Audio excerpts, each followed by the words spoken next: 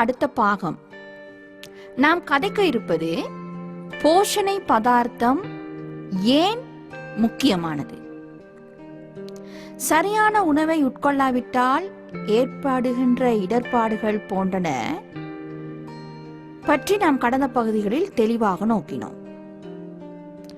ஆனாலும் இவ்விடயத்துக்கு தனியானதொரு பாகம் அல்லது பகுதியை ஒதுக்காவிட்டால் இவ்வேலை திட்டத்தில் அது ஒரு பெரிய குறைபாடாக அமையும். போஷணையில் இடர்பாடு ஏற்படுவது சரியான உணவை உட்கொள்ளாதது நிமித்தம்.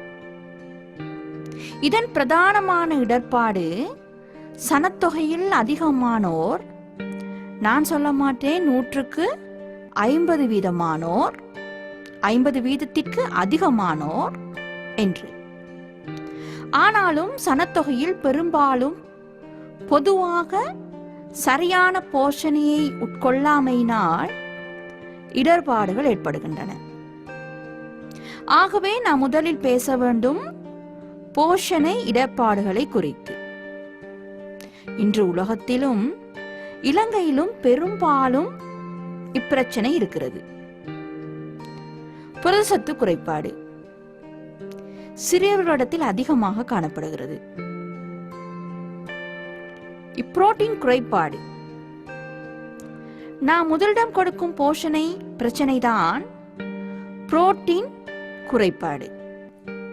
ஆம், இந்த அம்மையாரிடம் கொஞ்சம் திரும்பி கேட்போம். புரதம் சம்பந்தமாக எந்த மக்களிடையே குறைபாடு காணப்படுகிறது? விசேஷமாக புரோட்டீன் குறைபாடு 5 வயதுக்கு குறைந்த பிள்ளையிடம் எவ்வாறு இனம் காணலாம்? பிள்ளைகளுடைய வளர்ச்சியில் ஒரு குறைபாடு காணப்படுகிறது. வளர்ச்சியா? பிள்ளைகளுடைய உயரம், வளர்ச்சி புரோட்டீன் குறைபாட்டால் இவை ஏற்படும். அடுத்ததாக அவர்களுடைய குறிப்பிட்ட வயதில் இருக்க வேண்டிய பாரம் இல்லாமல் போகும். ஆகவே எல்லாவற்றினூடாக உயரத்துக்கு ஏற்ற பாரம் இல்லாமல் போகும். எனவே சிறிய பிள்ளைகள் தான் எமக்கு சிறந்த ஒரு எடுத்துக்காட்டு. போஷணை பதார்த்தங்களை சரியாக உட்கொள்வது நிமித்தம் ஏற்படும் பிரச்சனைகளை உடனடியாக வெளிக்காட்டுபவர்கள் இந்த 5 வயதுக்கு குறைந்த பிள்ளைகள்.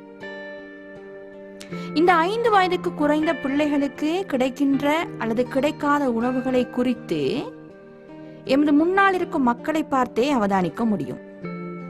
ஏனெனில் அனைவரும் ஒரே பாத்திரத்தில், ஒரே குடும்பத்தில், ஒரே மேசையில் சாப்பிடுகிறார்கள். ஆகவே இந்த 5 வயதுக்கு குறைந்த பிள்ளைகள் எமக்கு பெரிய ஒரு எடுத்துக்காட்டு. இதனூடாக முழு மக்களினுடைய நிலைமையும் நாம் அறிந்து கொள்ளலாம். ஒன்று, அவர்கள் கட்டையாகவோ அல்லது மெலிவாகவோ வயதுக்கேற்ற பாரம் இல்லாமலோ இருப்பார்கள். அப்படி இல்லையெனின் ஒருவேளை வயதுக்கேற்ற பாரத்தை விட அதிகமாக இருப்பார்கள். தற்காலத்தில் இது அதிகமாக காணப்படுகிறது. இலங்கையில் வயது குறைந்தவர்கள் மாத்திரமல்ல, முதியோர்களும் வயது சென்றவர்களும் போஷணை குறைபாட்டோடு காணப்படுகின்றனர். என்ன அந்த போஷணை குறைபாடு? விட்டமின்களாக இருக்கலாம், கனியங்களாக இருக்கலாம், புரதச்சத்து குறைபாடுடையவர்களாக இருக்கலாம், அல்லது புரதம் அதிகமானவர்களாக இருக்கலாம். 5 வயதுக்கு மேற்பட்ட பிள்ளைகளாகவும் இருக்கலாம், பாடசாலை செல்லும் பிள்ளைகளாகவும் இருக்கலாம், வாலிபர்களாகவும் இருக்கலாம், முதியவர்களாகவும் இருக்கலாம். நாம் அவர்களிடம் காணும் போஷணை குறைபாடு என்ன? பாடசாலை போகும் பிள்ளைகள் என்றால் பெரிய குறைபாடு காணப்படுகிறது. ஆம், பாடசாலை செல்லும் பிள்ளைகளில் 4 பேரை எடுத்துக்கொண்டால் 4இல் ஒருவருக்கு அல்லது 5இல் ஒருவருக்கோ புரோட்டீன் குறைபாடு காணப்படுகிறது. தற்பொழுது அரசாங்கமும் பல்வேறு திட்டங்கள் எடுத்திருக்கிறது. இக்குறைபாடை நிவர்த்தி செய்வதற்கு. கடந்த சில தினங்களில் அதற்கான தீர்வும் கிடைத்துள்ளது. அரசாங்கத்திலும் பல்வேறு வேலை திட்டங்கள் வெவ்வேறு முறைகளில் இடம்பெறுகிறது. விசேடமாக பெண் பிள்ளைகளுக்கு இரும்பு சத்துள்ள மாத்திரைகள் வழங்குவது, பெண் பிள்ளைகள் போன்ற ஆண் பிள்ளைகளுக்கும் இக்குறைபாடு காணப்படுகிறது. அதே போன்று உணவை அதிகமாக உட்கொள்வதனாலும் பிரச்சனைகளுக்கு முகம் கொடுக்க வேண்டியுள்ளது.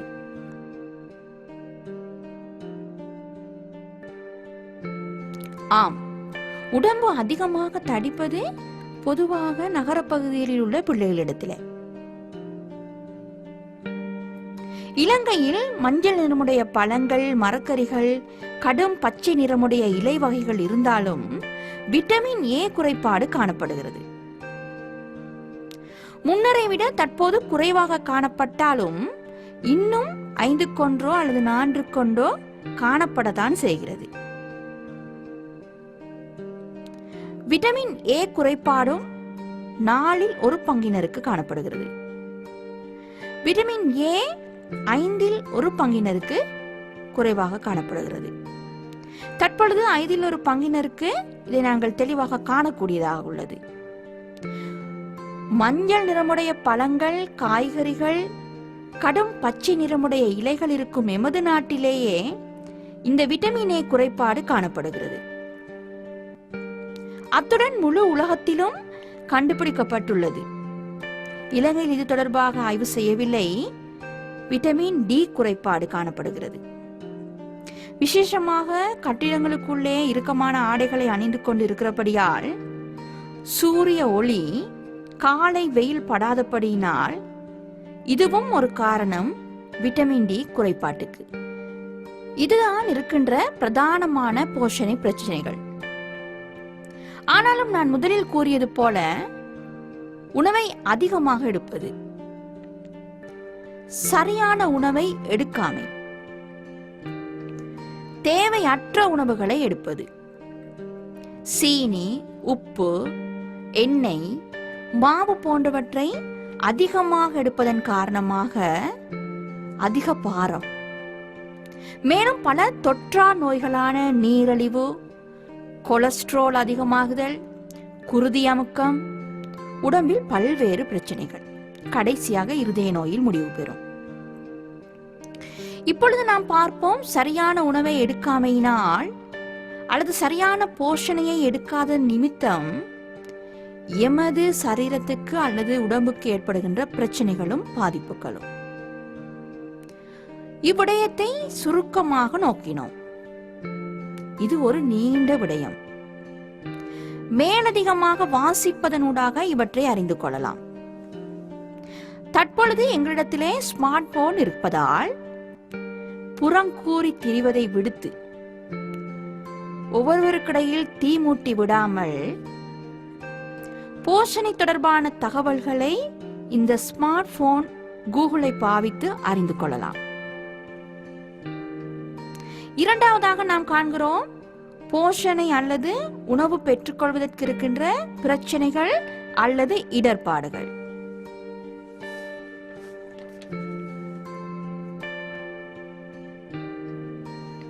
அல்லது சரியான ஒரு உணவை ஒழுங்கமைத்துக் கொள்வதில் இருக்கின்ற இடர்பாடுகள். ஆகவே இது எல்லாவற்றையும் விலை கொடுத்து வாங்குவது சிரமமாக இருப்பினும் சில வேளைகளில் கைகளில் பணம் இருக்கும், ஆனால் அண்மையில் வாங்கிக் கொள்ள முடியாது. அத்துடன் சரியான உணவை ஒழுங்கமைத்துக் கொள்ள முடியாது. ஒருவேளை சரியான உணவை ஒழுங்கமைத்தாலும் அதனை தனக்குரியதாக மாற்றிக்கொள்ள முடியாது. விசேஷமாக அங்கவீனர்கள், வயது சென்றோர் போன்றோர் உணவை சமைத்தாலும் சாப்பிட முடியாமல், ஊட்டிவிட முடியாமல் இருக்கலாம். இவை எல்லாவற்றையும் போஷணை இடர்களாக அல்லது போஷணை பிரச்சனைகளாக இனம் காணலாம். அத்துடன் உணவானது பாதுகாப்பற்றதாக மாறுகின்ற சந்தர்ப்பங்களும் உண்டு. உணவில் நஞ்சுத்தன்மை கலத்தல் போன்ற இடர்களுக்கும் முகம் கொடுக்கிறோம். இதுதான் இரண்டாம் மட்டத்தில் இருக்கின்ற பிரச்சனை. அதாவது முதலில் சொன்னது போல, முதலாவது விடயம் சரியான போஷணையை உட்கொள்ளாவிட்டால் நாம் முகம் கொடுக்கும் பிரச்சனை. அடுத்ததாக, போஷணை அடங்கிய உணவுப் பொருட்களை பெற்றுக்கொள்வது எப்படி? இப்பொழுது பார்ப்போம், இந்த வகையான பிரச்சனைகளுக்கு எவ்வாறு தீர்வை கொண்டு வருவது என்று. இதற்கு என்ன தீர்வு? ஒவ்வொரு மக்களோடும் தொடர்பை ஏற்படுத்திக் கொள்வதன் மூலம் நாம் அறிவை விருத்தி செய்து கொள்ளலாம். அரசாங்கத்தின் உதவியை பெற்றுக்கொண்டு அல்லது அரசு சார்பற்ற நிறுவனங்களின் உதவியை பெற்றுக்கொள்ளலாம். அல்லது கிராமத்தில் உள்ள சங்கங்களுடன் இணைந்து கொண்டு எப்படி இவ்வாறான பிரச்சனைகளுக்கு தீர்வு காண்பது, எமக்கு சரியான உணவை பெற்றுக்கொள்ள முடியாமல் போவதற்கான காரணங்கள் யாவை என்பதை கண்டறிதல் அவசியம். ஒரு கட்டத்திலே நாம் பேசினோம், சரியான உணவை உட்கொள்ளாமையினால் எமது சரீரத்துக்கு அல்லது எமது உடம்புக்கு ஏற்படும் குறைபாடுகள் பற்றி பேசினோம்.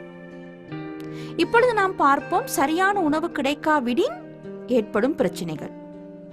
இதனை எவ்வாறு குறைத்துக் கொள்வது என்று.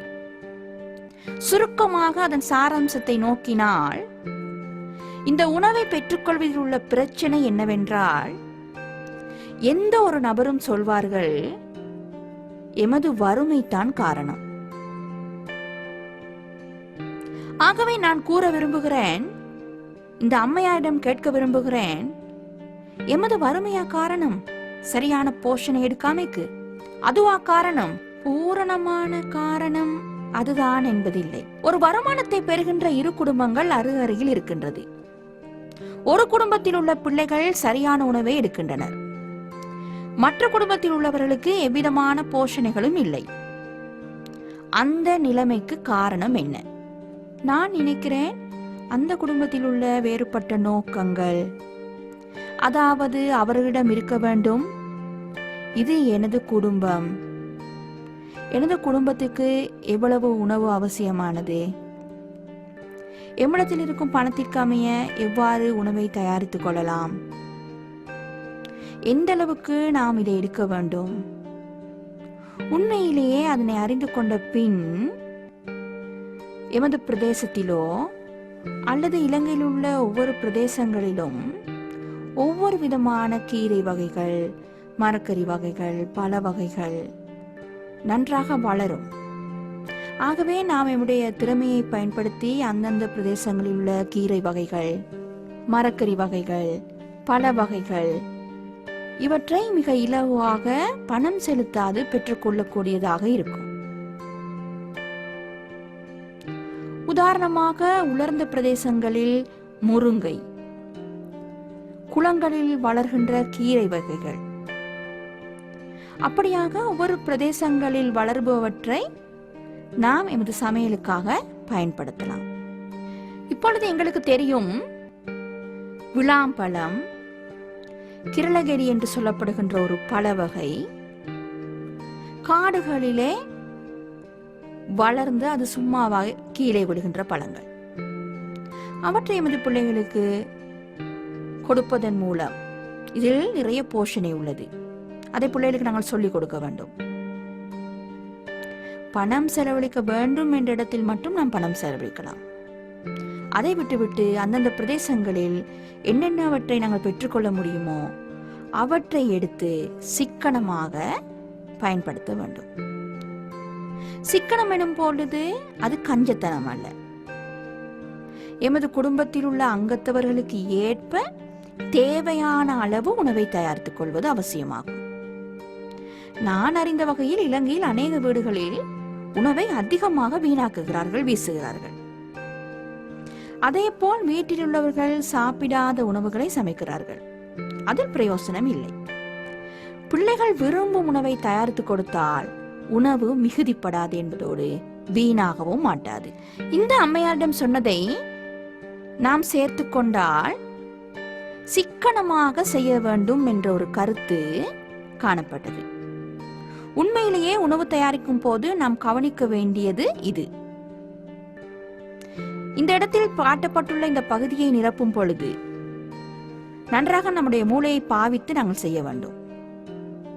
சந்தைக்கு சென்றோ அல்லது கடைக்கு சென்றோ அல்லது சூப்பர் மார்க்கெட் சென்றோ இதை எப்படி நிரப்பிக் கொள்வது, முடியுமான அளவு எமக்கு தேவையான உணவை விட்டு எமது தோட்டத்தில் நாட்டிக்கொள்வது. வீட்டு தோட்டம் குறித்தும் நாம் முதலில் நிறைய பகுதிகளில் சித்திரங்களினூடாக நாங்கள் வரைந்தோம். எப்படி வீட்டு தோட்டத்தில் ஒரு பூரணமான உணவை பெற்றுக்கொள்வது என்று நாங்கள் பார்த்தோம்.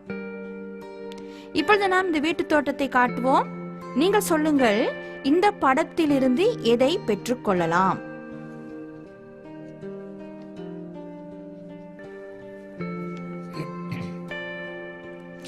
Voice change. ஆம், இந்த வீட்டு தோட்டத்திலிருந்து ஸ்திரமாக நமக்கு கிடைக்கக்கூடிய தேங்காய், பலா, மாங்காய் என்பன இருக்கின்றன. அத்துடன் வாழை, பல வகைகள் இருக்கின்றன. மேலும் மரக்கறிகள் இருக்கின்றது. வெண்டிக்காய், போஞ்சி, பீர்க்கங்காய், பயற்றங்காய், அத்தோடு கிழங்கு வகைகள் இருக்கிறது. வட்டக்காய் இருக்கிறது. அத்துடன் மற்ற பகுதியில் கோழிகள் இருக்கிறது. பால் எடுப்பதற்கு பசு இருக்கிறது. அத்துடன் வீட்டு தோட்டத்துக்கு தேவையான பசலை தயாரிப்பதற்கான காம்போஸ்ட் இருக்கிறது. மரங்களுக்கு கீழ்ப்பகுதியில் கீரை வகைகள் பயிரிடப்பட்டுள்ளது. மரத்துக்கு ஊற்றுகின்ற தண்ணீரிலேயே அவை வளர்கின்றது. அதே போன்று பக்கத்தில் கிணறும் உள்ளது, தேவையான தண்ணீரை பெற்றுக்கொள்வதற்கு. ஆம், விசேடமாக இந்த இடத்தில் சொல்ல வேண்டிய விடயம் தண்ணீரை முறையாக பயன்படுத்துவது. வீட்டு தோட்டம் செய்யும் பொழுது சிக்கனமாக தண்ணீரை பயன்படுத்துவது அவசியம். குறைந்த அளவிலான தண்ணீரை பயன்படுத்தும் வீட்டு தோட்டம் எமக்கு தெரியும். ஈர வலயத்தில் பிரச்சனை இல்லை, உலர் வலயத்தில் பிரச்சனை உண்டு. இருப்பினும் தற்காலத்தில் நீர் பற்றாக்குறையை முழு உலகமும் எதிர்நோக்குகின்றது. ஆகவே நீரை வீணாக்குவதோ அல்லது முறையற்ற வகையில் பயன்படுத்துவதோ உகந்ததல்ல. இப்பொழுது நாம் இந்த வீட்டு தோட்டத்தை பார்க்கும் போது இந்த வீட்டு தோட்டத்தில் எத்தனை உணவு வகைகளை பெற்றுக்கொள்ளலாம் என்பதை நாம் பார்ப்போம். தேங்காய் எந்நேரமும் கிடைக்கும் ஒரு பொருள். இரண்டாவது பகுதி பல வகைகள். அடுத்த பகுதி கிழங்கு வகைகள். அடுத்தது மரக்கறி, நான்காவது பகுதி. அடுத்ததாக பாலடங்கிய உணவு, முட்டை போன்றன, அது ஐந்தாவது பகுதிக்குள் உள்ளடக்கலாம். எனவே நாம் ஒரு நாளிலே 5 பகுதிகளை கொண்ட உணவை உட்கொள்வது அவசியம். இதுதான் தீர்வு. அப்படி இல்லாவிட்டால் எங்களுக்கு இருக்கின்றவற்றையே வைத்து வயிற்றை நிரப்பிக் கொள்வோம். அல்லது பருவ காலங்களில் கிடைக்கின்றவற்றை களஞ்சியப்படுத்தி பெற்றுக்கொள்ள முடியாத காலங்களில் பயன்படுத்தலாம். ஆனால் இந்த காலங்களில் நான் நினைக்கின்றேன், அப்படி களஞ்சியப்படுத்துவதற்கு நினைப்பது கூட இல்லை. வீட்டில் ஒரு அச்சாரோ அல்லது ஊறுகாயோ செய்து வைத்துக் கொள்வது மிக மிக குறைவானது. ஆகவே விசேடமாக சிக்கனமாகவும் உணவை களஞ்சியப்படுத்திக் கொள்ளும் திறமை பெண்களுக்கு மட்டுமல்ல, ஆண்களும் கற்றுக்கொள்ள வேண்டிய ஒரு விடயம். அப்படியான ஒரு நிலைமைக்கு இன்று வந்திருக்கிறோம். காரணம், இருபாலரும் வேலைப்படுக்களின் மத்தியில் உள்ளார்கள். எனவே இவ்வாறு உணவை களஞ்சியப்படுத்துவது நல்லது, ஆனால் களஞ்சியப்படுத்துவது இல்லை. இதற்கும் ஒரு தீர்வு இருக்கிறது. எம்மிடத்தில் சரியான நோக்கம் இருக்குமாயின் ஒரே பாத்திரத்தில் செய்யும் கலவையான உணவுகள், கலவை சேர்க்கப்பட்ட உணவு வேலை ஒன்றை தயாரித்துக் கொள்ள. இதற்கு சிறிதான இடமும், இட அளவு குறைவு, வேலை அளவு குறைவு, விலை செலுத்த தேவையில்லை. 40 ரூபாய் செலவில் 40 நிமிடத்தில் செய்து கொள்ளலாம். எமது இந்த வேலை திட்டத்தின் போதும் கூட ஒரு பாத்திரத்தில் சமைக்கின்ற திட்டத்தை ஒரு முன்மாதிரி செயற்பாடாக பகல் வேளைகளிலே நாம் கொடுக்கிறோம். ஒரு பாத்திரத்தில் சமைக்கும் உணவும் என்றால் இது சம்பிரதாய பூர்வமான உணவு வகைக்குள் அடங்குவது இல்லை. காரணம், எந்த ஒரு நபரும் தமக்கு பழக்கம் இல்லாத உணவை உண்ணுவதற்கு விரும்புவதில்லை. ஆகவே நான் மிக சுருக்கமாக கூறினால், ஒரு பாத்திரத்தில் சமைக்கும் உணவானது உதாரணமாக எல்லாம் சேர்த்து சமைக்கப்பட்ட சோறாக கூட இருக்கலாம். கூனிசோ போன்ற கூனிரால் என்று சொல்லுவோம், லாபமாக பெற்றுக்கொள்ளக்கூடிய புரத சத்தை உடைய ஒரு விடயமாக அது காணப்படுகிறது. அதற்கு கீரை வகைகள், மரக்கறிகள், எண்ணெய் போன்றவற்றையும் சேர்க்கிறோம். அது இல்லாமல் வட்டக்காய் சேர்த்து செய்யும் ரொட்டி. எங்களுக்கு தெரியும் வட்டக்காய் கேரட்டை விட மிக லாபமானது. வட்டக்காயை ஏதாவது ஒரு மாவுடன் சேர்த்து ரொட்டி செய்து கொள்ளலாம். 8 ரொட்டி அல்லது 4 சோடி ரொட்டி சேர்த்தால் 4 பேர் உள்ள ஒரு வீட்டிற்கு நல்ல ஒரு உணவை தயார் செய்து கொள்ளலாம். அதே போல் அடுக்குப்பிட்டு, மரவள்ளி, கருவாடு, புளிக்கறி போன்றன ஒரே பாத்திரத்தில் செய்கின்ற பல்வேறு உணவு வகைகள் சேர்ந்த கலவை உணவாகும். இப்பொழுது நான் நினைக்கின்றேன், சிக்கனம் பற்றி பேசும்போது குடும்பத்திற்கு தேவையான அளவு மாத்திரம் தயாரித்துக் கொண்டால் அல்லது எடுத்துக்கொண்டால், அதிகமாக செய்யாமல் அளவாக செய்து கொண்டால், முதல் கதைத்ததை போல் தேவையான உணவினை சரியான அளவினை கொண்டு நாம் தயாரித்துக் கொண்டால் உணவு வீணாகுவதை தவிர்க்கலாம்.